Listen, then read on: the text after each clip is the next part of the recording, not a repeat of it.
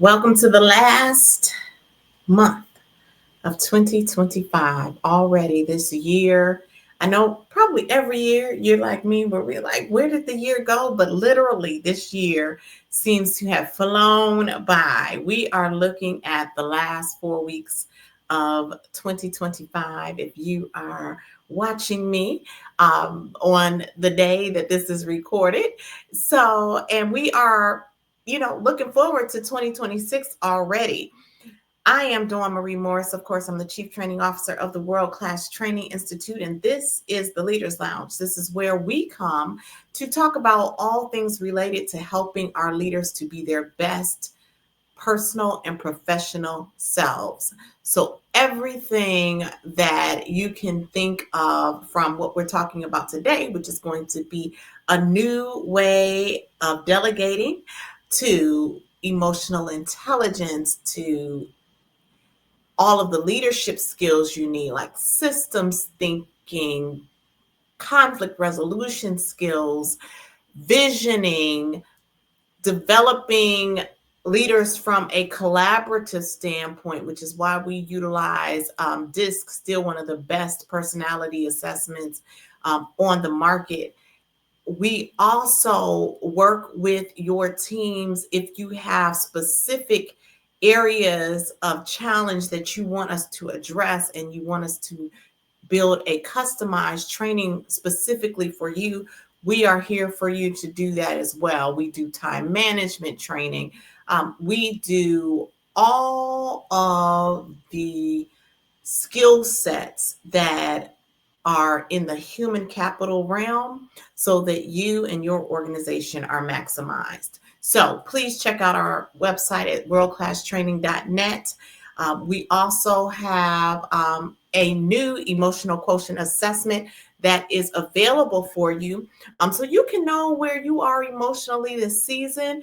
We used to just offer it as part of the company or your company's package, but now you can also get it individually, and you can also get an executive coaching session with it as well. So go to worldclasstraining.net/grow. That's worldclasstraining.net/grow for our emotional quotient assessment. And we're so excited about it. And it focuses more on activities that you need to use in order to change in any of the dimensions of emotional intelligence that you find are challenging for you. So you'll find those activities right there within the assessment.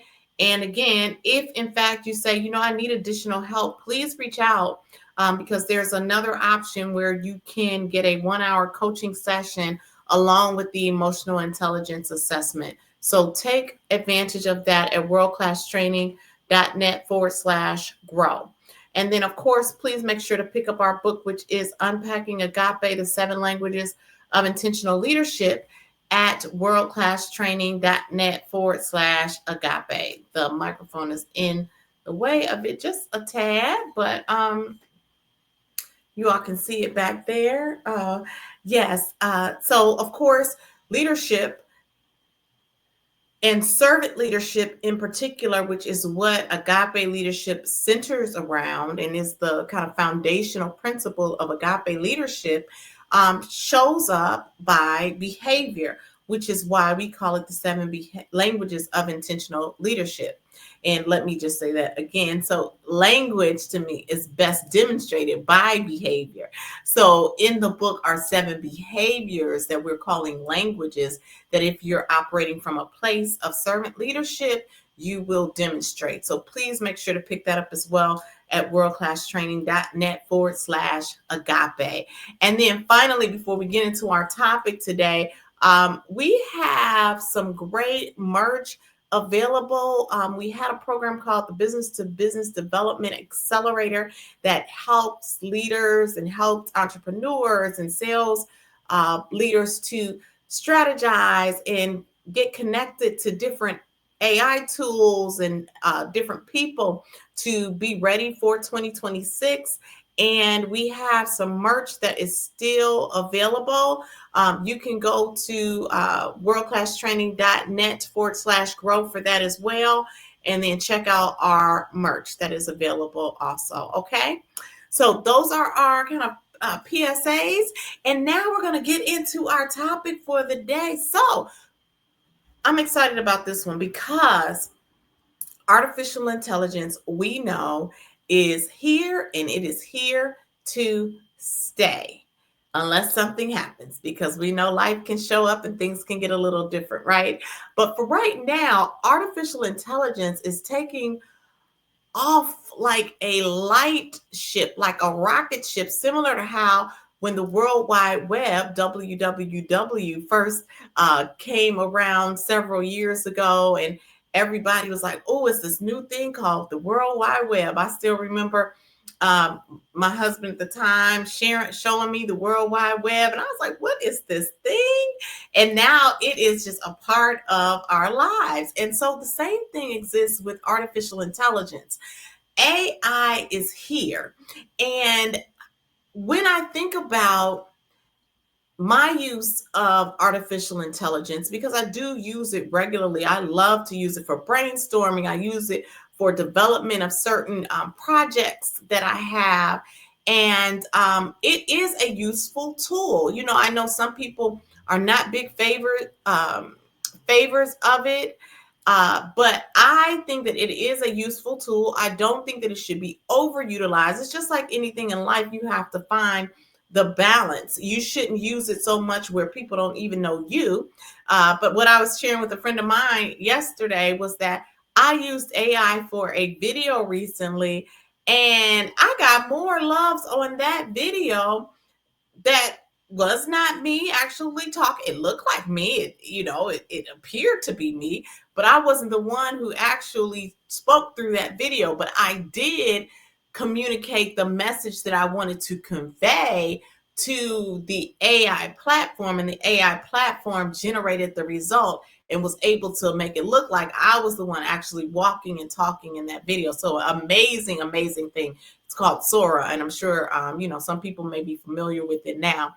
But what else I've been thinking about since I've been using AI is that essentially what we have in a lot of instances is an administrative assistant, right? A virtual administrative assistant. Or you can think about it as a virtual team member. Not necessarily an administrative assistant, but a partner in your work, right? And so I could have called him my videographer for the other day, my artificial videographer, because I wasn't really being recorded, but it was able to produce a recorded result. So as we're thinking about it, though, as leaders, I started thinking about how often I have found that a challenge that my leaders have is in the area of delegating effectively. Leaders will think that their team understands what they want from them, or what they want the team member to produce, and then gets upset because what the person produced is not in line with what they actually wanted. Well, when we double down on what the communication was, what we often find is that the person, the leader, did not communicate what they wanted effectively. And what does effectively look like? Effectively often looks like, what's the time that you want this? What are the specific details that you are requesting? Is there anyone else you want involved in this? What specifically should the final outcome be?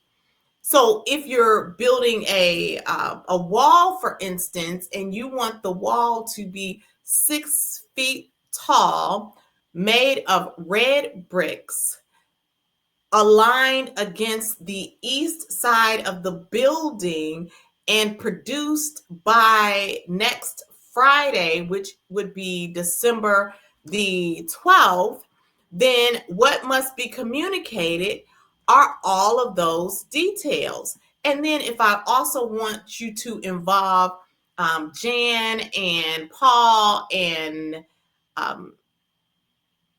Eldridge, that's my brother's name, in that, then I need to communicate that I want you to bring them along for the journey, right? Because if I don't, I will not likely get a 6 feet tall red brick wall on the east side of the building that was built with the combination of those three individuals involved. I may get a beige brick building. Or if I don't say brick, I may get a stucco building. So we have to be clear when we are communicating. And when we're talking about artificial intelligence, and particularly today, we're going to focus on ChatGPT. I have been thinking about how now leaders not only have to think about how they are communicating to their team members, but they have to think about what they are communicating to ChatGPT, because if you're not getting the output that you want, it's often because you have not communicated effectively the input, because input directly affects the output. Excuse me for doing this. I'm just trying to make sure that I can go into, here it is. I want to make sure that I put up subscribe right quick, because I need y'all to just go subscribe to, please. Please and thank you. So yes, so input and output are directly related when you're talking about how you're communicating through ChatGPT. So we have got to improve our communication proficiency if we are going to get the results we want. So I'm going to demonstrate that right now through an example that I have. And if you have not already, please make sure to go ahead and subscribe to our channel. I want everybody to pay attention to this part. So I'm going to turn the ticker off for a minute, and also I'm going to go back to full screen so you all can really pay attention to what's about to happen here, right? So I did a little example for myself to just see what happens when I don't communicate well to ChatGPT versus when I believe I do communicate well, which means I give ChatGPT all of the necessary data to produce the outcome that I'm actually seeking. So here we go. In my example, and I'm going to have to read some of this because it may come off a little small, but let's see here. So yeah, it does come off a little small. I'm going to go small for myself. So here we go. So in my example, I said, please create a office holiday party invitation. The date is December 13th at 4:00 p.m. So what it gave me was, here's a polished, festive office holiday party invitation you can use. And it gave me office holiday celebration. Join us as we kick off the season with joy, good company, a little holiday sparkle, etc., etc. It's all in text, though. In my head, I wasn't thinking text. I was thinking that I wanted something that looked festive, right? So let me go to the next one. Let's remove that. Let's go to the next one. So then I had to ask another question. So I say here, please make it show. Oh, this is so small, I can't even read it. Let me see. Make it more formal, geared towards leadership, and make the location the Marriott Hotel in Franklin, Tennessee. And so then it says, here's a polished, formal version tailored for leadership. Again, it gives me formal invitation, annual leadership holiday reception. And what's changed primarily is the verbiage. But again, I don't have a graphic. I'm like, oh my goodness. So now I step it up again. I ask another question. Let's remove that one. We're going to the next one. And so on this one, I say, please format it as a .png for insertion into an email. It comes back quickly and says your formatted PNG invitation is ready. You all can't read this, but what it is an email that is formatted as a PNG. So it's, again, just text. So now something that in my head I wanted as a festive, ornament-centered invitation still is not giving me that, because yes, they made it a PNG, because a PNG is essentially a graphic, but that doesn't mean that the graphic is going to be decorative. I just said I wanted a PNG. First, I said I wanted a holiday invitation that I could email, and it gave me some text. I have not been clear yet on what I wanted. So here is the next one. So let's remove that one. Let's add this one to the stage. So the next one I have here says, please make it decorative with Christmas holiday colors and include the World Class Training Institute logo. So it said it absolutely can create one. It gave me now holiday colors and the logo, but it's still really not what I wanted. Now, let's think about this as it relates to when we're communicating with our teams. How often do we have something in our heads where we're like, I want for Peter to create, in my head, I'm thinking this, a decorative invitation with ornaments and something to create a mood for the party that we have coming.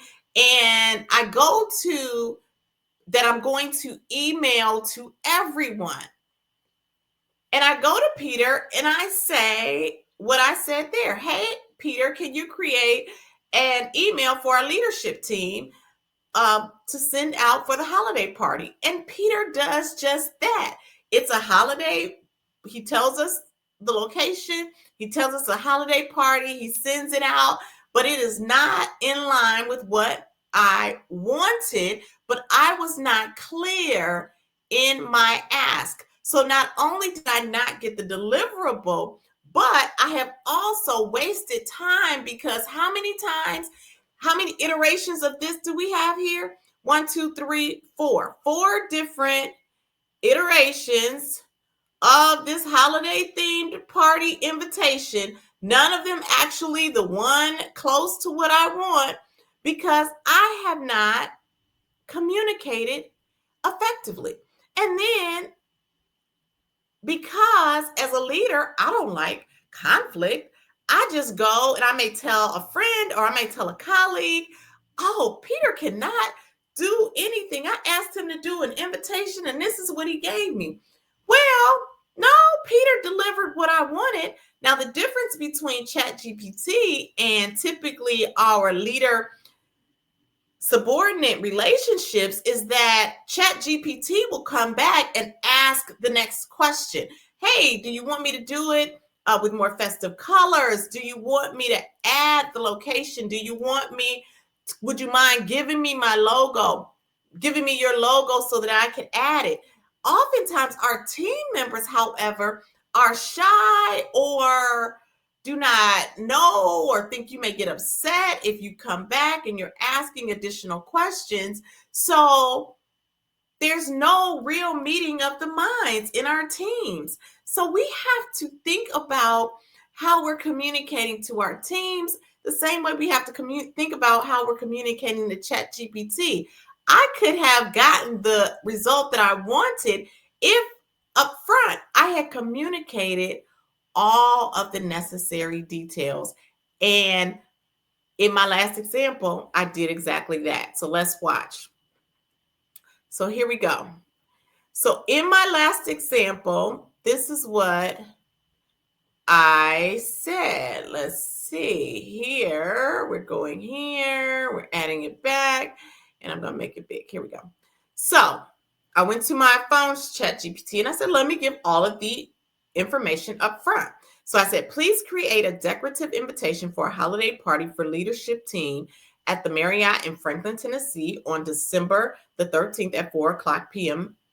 Period. In the sentence. Include decorative elements like ornaments and Christmas trees and the holiday colors. Make it for an email, but also include a graphic and also include our company logo, which I'm sending right now. And ChatGPT said, I'm happy to design your decorative holiday party invitation. So I gave all of the information up front so that now ChatGPT knows exactly what I'm looking for. I'm looking for a decorative invitation. I told him the date of it. I told him the location of it. I said, hey, I wanted to be able to be sent in an email, but I wanted to include a graphic. So, and then I went and sent my logo to them. And the final result was this. Actually, they asked me A, B, or C, and they said, do you want full holiday colors? Do you want cool blue theme? Do you want B choice? I don't remember what the B choice was, but I said option C, cool holiday colors, blues, etc. And this is what they produced. Beautiful. A graphic that can be emailed and sent to the leadership team. The clearer I was on my ask, the better the result was on the output. And how many times did I have to communicate with ChatGPT what my ask was? One time. One time versus 4. So, what is the takeaway for us as leaders? As leaders, we need to think about our team members the same way we think about when we're doing these ChatGPT or however you utilize AI to get your outputs for whatever you need. What is the data that you're sending your teams? What is the data that you're sending whatever AI app you're using or other type of app? The better you communicate, the more clear you are with what you want, the more likely you are to get the output you desire.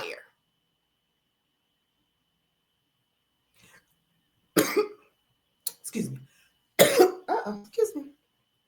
So, quickly, what does delegating effectively look like? We have a course called the Delegation Dilemma, where we help teams with being able to delegate effectively at a high level. It starts with what is your exact ask? Who should be included from a human resource or a financial resource perspective? What funds do we have to work with? What's your timeline? And then we're going to go into some other things that you have to know about delegation. I'm not going to give it all away because I want y'all to get the course or call me for the course so I can come in and help your teams. Because in addition to setting it up right, unlike ChatGPT, again, where it's going to come back to you and ask you, would you like this? Would you like that? Would you?